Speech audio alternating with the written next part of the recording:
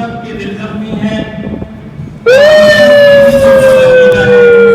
اس وقت جناب مغل صاحب اور قاری صاحب کے بھائی، قاری صاحب کا خاندان تعزیت کا مستحق نہیں، اس وقت ہم سب تعزیت کے مستحق ہیں، لیکن اس موقع پر میں ایک بات آج ہم قاری نظام الدین صاحب کی نماز جنازہ میں یہاں پہ شریک ہوئے ہیں۔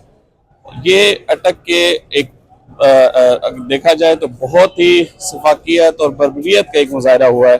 ایک ایسے شریف النفس انسان جو قرآن کی نسبت کے ساتھ منسلک تھے اور تراویح کی نماز پڑھا کے وہ اپنے گھر واپس جا رہے تھے، اور ان کے اوپر جو ہے درندہ صرف لوگوں نے، میں سمجھتا ہوں کہ ایسے لوگوں کا اسلام سے قطعاً کوئی تعلق نہیں ہے جو اس طرح کے واقعات میں ملوث ہیں۔